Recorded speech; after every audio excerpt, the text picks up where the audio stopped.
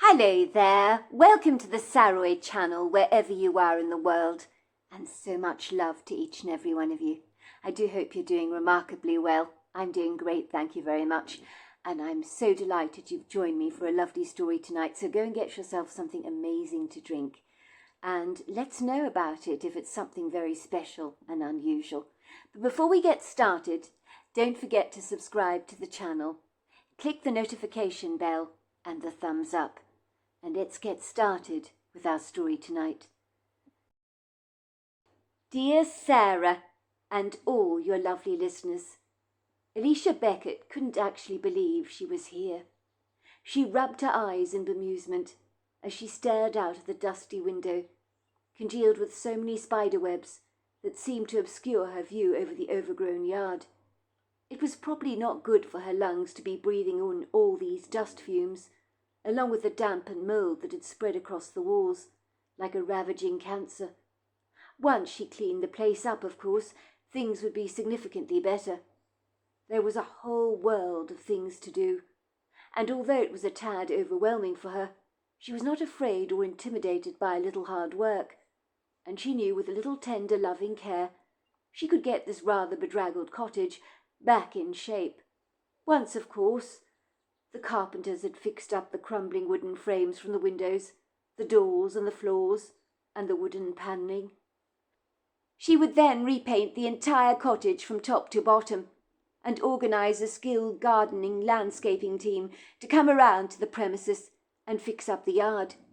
She needed to take down all the frayed curtains in every single room, and refit the old kitchen, with its rather awkward, rackety cupboards that appeared to be falling off their hinges, with something far more modern and convenient, but of course with an understated elegance. There were mouse droppings even in the drawers, and incense carcasses lying liberally over everything.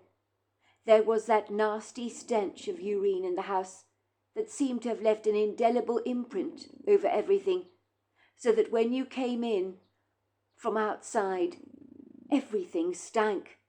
She couldn't be sure where the actual smell was coming from, but maybe the previous owners had a dog that sprayed urine over everything.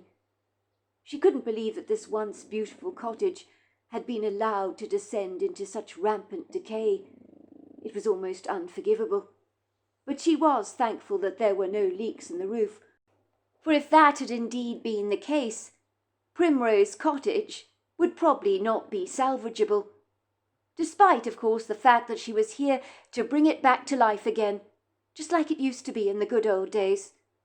The yard was so pitiful that when she had first seen it, she'd been quite daunted by the prospect of how much work that would need to be undertaken to make it look respectable again, as the whole place was riddled with an infestation of weeds, some so tall and ungainly that walking through them was almost like walking through a field of corn, because you could almost get lost in the undergrowth. It was ridiculous to think that the previous owner, a woman called Dorothy Edge, had allowed things to get this bad. But then again, maybe she hadn't had much money, strength, or even energy to invest in the little cottage. It would seem Dorothy Edge's two older sons had quickly put Primrose Cottage on the market, and their mother had moved into a flat with one of them, residing with them permanently. Some might believe that Alicia was crazy to move into Primrose Cottage in its current less than agreeable condition, for most would not have chosen to do so. It would have been better for her if she'd stayed in a nearby bed and breakfast while the workmen progressed with fixing up the cottage for her. But Alicia, for her, being in the cottage made her feel so much closer to her late mother that she'd never known in life. Alicia had so many stunning photographs of how prepossessingly charming Primrose Cottage had looked 25 years earlier, and yet now it barely looked like the same place. Back then it had been as pretty as a picture, almost dreamy. But looking around at the chaos that had descended on the place over the last 25 years, like a devastating tsunami, for everything she touched seemed to be crumbling and turning to dust in her hands. It seemed close to impossible to believe that Primrose Cottage had ever been anything special at any time in its life. Rather like an old woman, living on the streets, living rough. She had straw in her hair, dirt smeared over her sun-damaged face, clothes on her body that were as crumpled as a tissue paper, and appeared to be no more than rags, showing you a picture of herself in her youth. And you are unable to recognize the photograph of the lady in the picture, with a pretty smile, bright eyes, and beautiful clothes, and perfect porcelain complexion, as the woman you see before you now. Alicia's father, Presley Beckett, was now married to an Australian woman called Pippa, and was happily living in Australia with her. So Alicia missed him terribly, but had no intention of joining him there, for America was her forever home, and she could never conceive of living anywhere else in the entire world. Alicia's father had told her, when her mother Ruth Beckett had seen Primrose Cottage for the very first time, she had looked at him with dewy eyes and said, "But I love it! I love it! But we can't possibly afford it, Prescott, can we?" "Of course we can afford it, my darling," his father had told his wife. "Only the best for you, Ruth."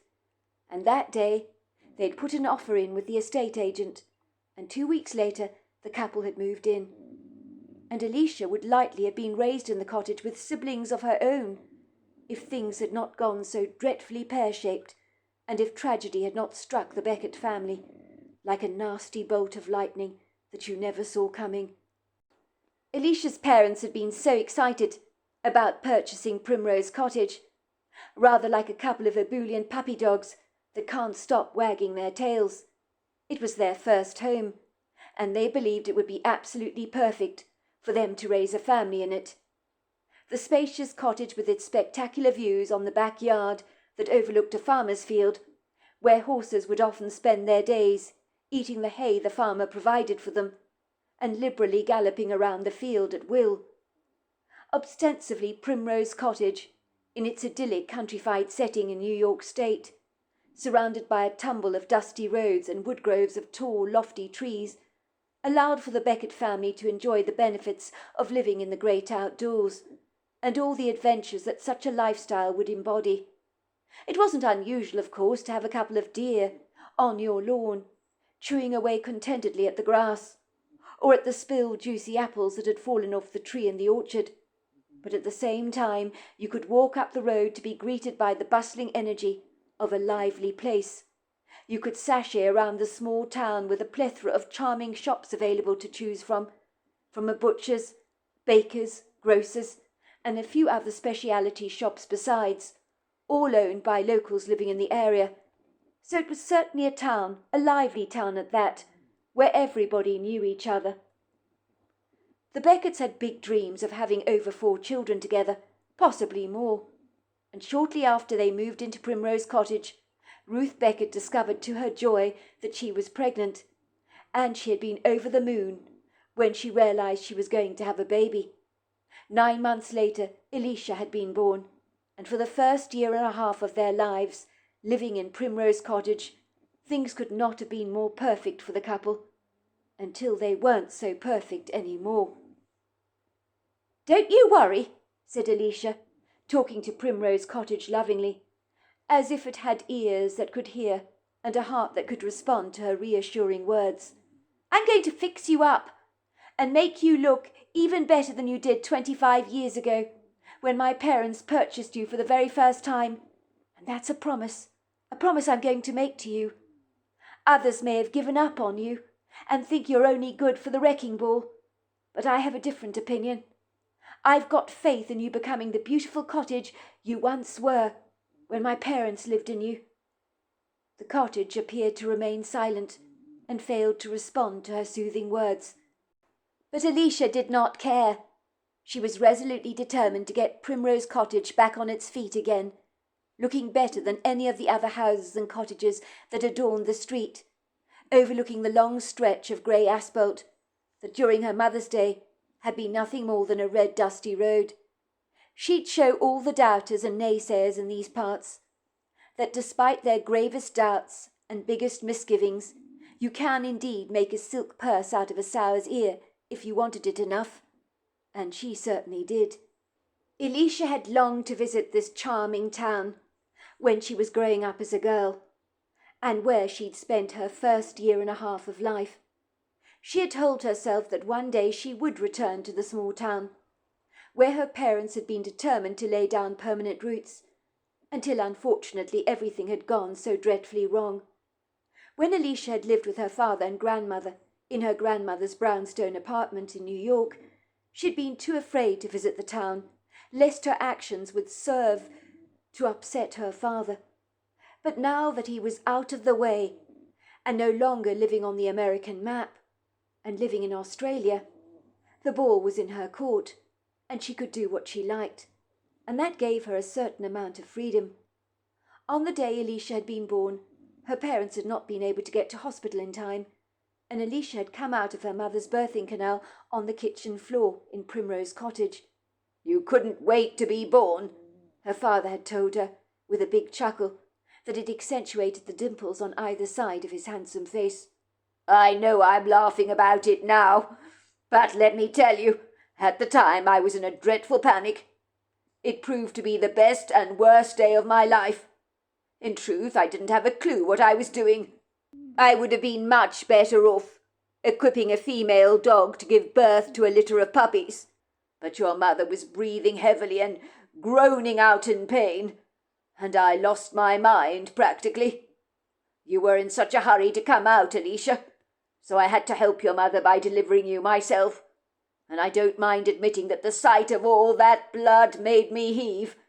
But the woman on the emergency line told me what needed to be done, and she helped me keep my calm, and somehow against the odds I managed to help you come out. It was quite the story, believe me. But when you slipped out of your mother, right on the kitchen floor, and cried for the very first time, me and your mother, we were so elated, absolutely elated. Our horror soon turned into laughter, let me tell you. I'd never seen your mother look so happy." Elisha couldn't believe her good fortune in being able to buy Primrose Cottage, the very same precious beloved cottage her parents had purchased before she was born, where she'd spent the first year and a half of her life, which of course she could no longer remember, as she was very small at the time. But that didn't matter at all. If any of the locals had seen the grin on Elisha's face that she was wearing right now, they would have been genuinely surprised that anyone could be remotely happy about buying Primrose Cottage that was physically falling apart at the seams. But this was so much more than just an ordinary cottage to Elisha. This was everything to her. It helped her feel close to the mother that she had never known in life. She had known coming here, to this small rural town, and purchasing Primrose Cottage would help her at long last feel connected to her late mother, who was all but a stranger to her now. It was when Elisha was 1.5 years old. Her mother had so tragically died in an accident that no one had foreseen. In this sleepy town, life seemed to chug along very contentedly, at a leisurely pace that nobody dictated. So no one ever appeared to be in too much of a rush to stop and say hello to a friend they might bump into on the street corner. Elisha knew how horrifying the accident had been, and the fact that it had occurred in this small town, where things were so quiet, so blissfully serene, seemed incongruous and out of place, almost wrong, you could say. You could imagine a tragedy like this unfolding in a bustling city with a high populace and people seemingly running their lives on a hectic schedule, but not in such a laid-back part of the world where time can almost stand still. The day when tragedy had struck this town had been as casual and carefree as any other regular day. There was nothing in the atmosphere that hinted of the horror that was soon to unfold. After everything that transpired that day, Elisha's father, Presley, had been so haunted by the dreadful tragedy that after his wife's death he had promptly sold up Primrose Cottage with an eager efficiency, as if he couldn't bear to live in the small town a moment longer, nor did he want to live in the charming cottage that tortuously reminded him of his dreadful loss. Presley Beckett had taken Elisha to live with him and his mother in New York. Elisha had been raised by her father and by a devoted grandmother in a brownstone apartment but growing up, she had missed the mother that she had never known. When Alicia shared her feelings of great loss with others about losing her mother so tragically at such a young age, few people could comprehend how Alicia could miss someone she'd never known in life. But Alicia felt as if she'd known her mother. She felt connected to the woman who had delivered her in Primrose Cottage on the kitchen floor. And coming to this cottage in this small town for the first time in her life really did make her feel even closer to her mother. It had been on a calm, rather unremarkable Saturday afternoon that Ruth Becker had taken Alicia for a stroll in the pram. "I know it's a bit late in the afternoon, darling," she told her husband Presley, "but I do feel like some fresh air. I think it'll do me good. I feel as if I've been cooped up in the cottage all morning. I'll take a rather vigorous stroll up the street, get some good exercise. I'll go to the corner shop to pick up some milk and cereal from Mr. Lancaster. I'll only be a jiffy." "You enjoy your walk," her father had said, kissing Ruth tenderly on her cheek, not knowing that that would be the very last time he'd get to see his wife. "Don't be long now. I'm sure this little bright button in here will appreciate some fresh air and exercise," he said, giving little Alicia's rosy cheeks a nudge with his finger. Alicia's mother had walked all the way up to the corner shop, where they sold a wide variety of delicious delicatessen food for the locals to enjoy. When Ruth had arrived at Errol Lancaster's shop, known as Lancaster Bakes, she'd enjoyed a light-hearted conversation with the man.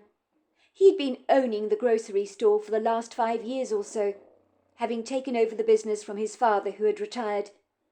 He asked Ruth, as he always did, how she was doing that day, and they were both commenting on what a magnificent sunny afternoon it actually was. Alicia had walked down the street very casually, pushing the stroller ahead of her, and then a car had come out of nowhere, thundering down the road at a mighty speed. And before Alicia could get out of the way, she had been knocked over, and so had the pram containing little Alicia, that had toppled over onto its side, and Alicia was spilt out of the pram.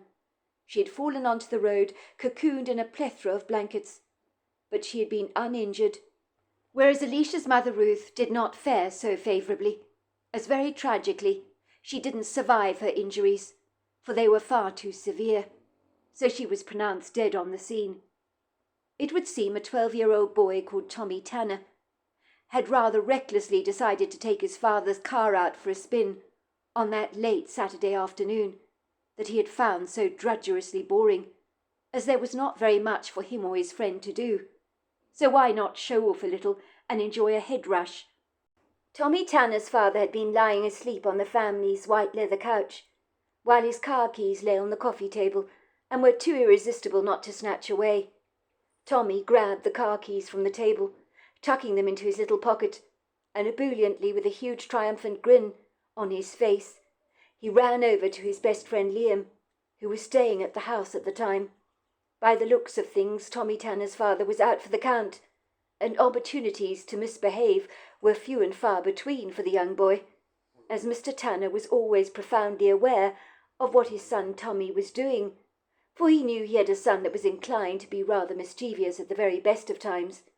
This afternoon Tommy Tanner couldn't believe his luck, for his normally astute, highly attentive father, who most usually had eyes at the back of his head that always appeared to be wide open, was now fast asleep, dead to this world, probably because he'd enjoyed a beer for the first time in ages and had grown very sleepy. He was snoring away contentedly on the couch, his head slung towards his left shoulder, and his snores sounded like those of a dog with a flat nose. "Look what I've got here," said Tommy cheekily, jangling his father's keys. "These are my dad's car keys. Fancy going for a spin down the road?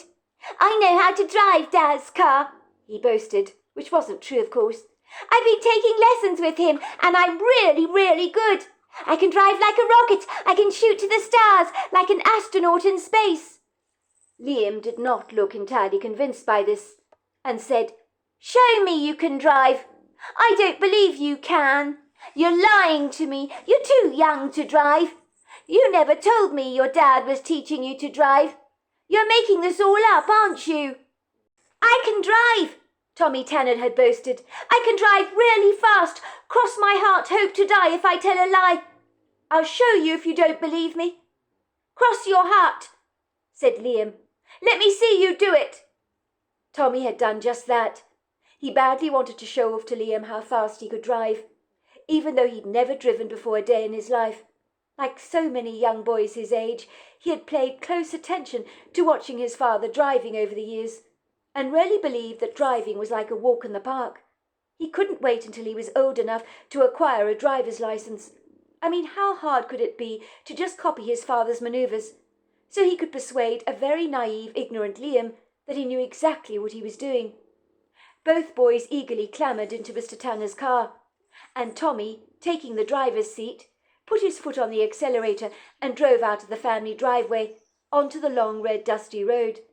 Tommy knew Liam seemed momentarily impressed by the command he appeared to have over his father's car. So Tommy Tanner sped down the road with a lightning speed and a bold confidence that seemed to impress his friend, as for a moment it really did seem that he knew what he was doing. Tommy Tanner had tried to stop the car when he saw Ruth walking on the side of the road, pushing a pram ahead of her. His car seemed to fly over towards the woman, probably because he was focusing his gaze on her. He seemed to lose control of the car as he began to decidedly panic and became extremely confused and somewhat disorientated. "Stop! Stop!" Liam had cried, trying to grab the wheel of the car from his friend. "There's a lady in the road!" In a knee-jerk reaction, Tommy had accidentally put his foot on the accelerator instead of the brake, and such a foolish manoeuvre was all it had taken to knock Ruth right over on the road, along with the pram. The heavy wheels of Tommy Tanner's father's car had run over Ruth, crushing her entire body, while the pram had gone spinning towards the far corner of the road, depositing a little parcel from its bowels that was no other than Alicia Bennet, who had cried her lungs out when she'd hit the dirt road. Tommy Tanner never forgave himself for what he'd done that day, but being so young he evaded getting into too much trouble, as he was a minor who hadn't really appreciated the gravity of what he was doing, so the law was extremely lenient towards him. But he had certainly learnt a hard lesson, and he did write letters to Alicia's father, apologizing profusely for what he had done. It was very clear the boy was very troubled by the fact that he had killed someone, because he'd been driving like a maniac down that road. Alicia's father, although devastated by Ruth's tragic demise, had visited Tommy Tanner personally and assured him that he was forgiven. He fully appreciated that a 12-year-old boy, on the cusp of becoming a teenager, likely would get into trouble for doing things that were overly ambitious, perhaps, and spur of the moment. That is what can sometimes happen with a teenage boy, and those kind of incidents very often end in disaster. The tragedy meant that Alicia never got to know her mother, and although her grandmother became the loving, devoted maternal figure in her life that raised her diligently, with her father at her side, she always knew not having a mother made her feel that she really had missed out a great deal in her life on a relationship that she deemed would have been extremely precious to her. It had been by random chance, when looking through the property section of the town she longed to visit, where she was born, that Alicia had almost fainted on the spot when she realized to her astonishment that Primrose Cottage had come on the market and was for sale. She knew she had the means to buy the property, so she promptly phoned the estate agent without even batting an eyelid. A young woman called Kitty Gayson, who had been very amenable to her on the phone, answered. "I want to put an offer in on Primrose Cottage," she said unhesitantly. "I understand it's come on the market and it's for sale. I really want to buy it." There had been a long, silent pause at the end of the phone, and Alicia had to ask if the woman was still there, because the phone had become quite dead. "Hello, hello," she called out. "Have I lost a connection?" "No, I'm here," said the estate agent. "Sorry, who did you say was calling? I didn't exactly get your name." "My name's Alicia Beckett." "Beckett," said the woman. "Why does that name sound so extraordinarily familiar? Sorry, what were you saying? You're interested in purchasing Primrose Cottage, are you?" "Yes, that's right. I'd like to put an offer in on the place, if I may." "Sorry, Miss Beckett. It is Miss Beckett. Or is it Mrs.? No, it's Miss," said Alicia. "You do realise, Miss Beckett, that Primrose Cottage is in a bad state of repair. I need to warn you about that. The place is going to need an awful lot of work on it, and it's not going to come cheap. Unfortunately, the last owner, an old lady in her 80s, called Mrs. Dorothy Edge, well, she didn't do anything to the cottage, which is very sad, as Primrose Cottage was one of the prettiest cottages in our street at one time, until it wasn't any more. I'm afraid Mrs. Edge pretty much allowed the place to descend into ruin. I'm not sure whether she deliberately neglected it, or was hard up financially, or whether she just didn't care, but she did let the place go to seed, until her 2 sons put the place on the market. It's the one cottage on the street that lets all the other cottages down. It never used to be that way, but unfortunately that's the case now. It needs to be fixed up. Windows are crumbling, paint is peeling. It's in a bad shape. But there is some good news concerning the cottage. It does have good bones, and there are no leaks to the roof, which is a miracle in itself. As for the yard, it looks like a jungle. It really is an eyesore, and an absolute embarrassment. Many people think the place should have been bulldozed a long time ago. I really think, Miss Becker, before you put an offer in for the cottage, you should see it for yourself. I don't want you to suffer from buyer's remorse. I have a couple of beautiful cottages that are up for sale in these parts, and I have to say they're in much more superior condition and far more desirable than Primrose Cottage. Personally, I'd recommend you take a look at them first, before you part with your hard-earned cash. I don't need to look at any other cottages. I have my mind set on Primrose Cottage. Well, I can see you're very keen, Miss Beckett, and I know I posted Primrose Cottage online, but I want to assure you it looks much better online than in real life. I strongly advise you see Primrose Cottage first, before you make any grand gestures with that chequebook of yours. Very well, Mrs. Gayson. I'll see the place then, as you suggest I should. Even though I want to assure you my mind is made up about Primrose Cottage, I do want to buy the place. Alicia had been secretly impressed by Kitty Gayson's integrity, for many of the estate agents she had known over the years were very quick to snap up an offer, without warning you about any pitfalls you might potentially experience in buying a property you hadn't seen first. Alicia had agreed to meet Mrs. Gayson for a viewing on a Friday morning, but what Mrs. Gayson failed to appreciate was that it pretty much didn't matter how bad a state Primrose Cottage might be in. Come hell or high water, she was going to buy the place. When Alicia had first driven through the small, charming town, her heart had wobbled unsteadily in her chest, for this was the first time in her life she had visited the place, and on seeing it she had fallen in love with it straight away. She could seriously imagine herself laying down roots here. It was when she drove up to the only ramshackle cottage in the street that was obviously an eyesore. She knew this must be Primrose Cottage, the place she intended to buy, where she'd been born 25 years earlier, on a cold kitchen floor. The cottage was a sorry sight for very sore eyes. Mrs. Kitty Gayson was a young woman who was a year older than Alicia was, so that made her close to 28 years old. She wore a brown pigtail away from her face. Her skin was clear and translucent, but what got Alicia's attention first was her kind brown eyes that made her extremely likeable. "Hello, I'm so pleased to meet you," she said, stepping forward. "You must be Alicia Beckett." She took Alicia's hand firmly in hers. "You're from New York, is that right?" "That's right," said Alicia. "So what do you think?" said Mrs. Gayson, pointing to the cottage. "This is Primrose Cottage, of course. I did warn you, it is a sorry sight. The yard is a complete embarrassment, I'm afraid. You'd think Dorothy Edge's 2 sons, who are over 6 foot tall, healthy and robust, I have to tell you, would at the very least fix up the yard before putting the place up for sale, but they insisted on putting it on the market as is. They were far too lazy to do any rudimentary repairs, even if it meant getting more for the cottage. Some people," she said, rolling her eyes in exasperation, "are the absolute end, aren't they? Anything for an easy life, it would seem. Still, if there are any bonuses, the price for Primrose Cottage has been radically reduced, given how much work needs to be done on the place to bring it back to a somewhat respectable condition." "The cottage looked worse than I thought it would," Alicia admitted rather flatly. "I can't believe Dorothy Edge let it get this bad." It looked a lot better online, you're right about that. You weren't exaggerating. Well, I don't think Dorothy Edge had that much money, to be fair. Well, that's the impression I got anyway. But then again, you never really know, do you? Said Kitty Gayson. Shame on her 2 sons for not helping her out when they could see their mother was living in such abject chaos. Apparently she was a hoarder, you know the type. Someone who collects a whole heap of rubbish that they believe they'll use one day, and it never happens, so they end up living a life surrounded by so many things and so much clutter that have no earthly use whatsoever. So much so that you could barely walk in the cottage without falling over piles of newspaper and magazines. I think she also had 6 cats that were spraying urine all over the place.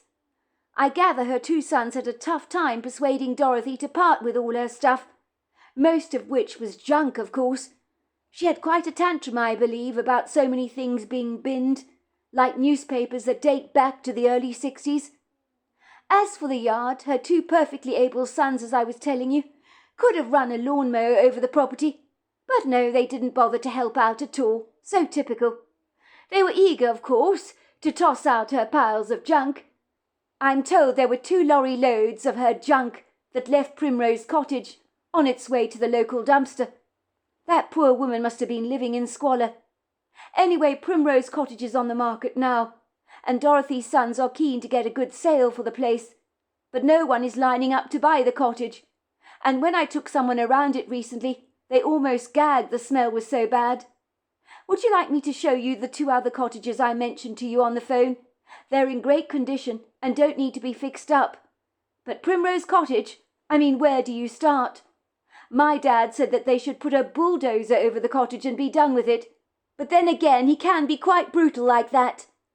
But Primrose Cottage has got good bones, hasn't it? Alicia asked. Oh yes, it's got excellent bones. That's what my father was even saying. But then again, there's a lot of work that needs to be done on the cottage. It's not going to be a walk in the park, is it? I'd like to see around the place, if I may, Alicia had asked.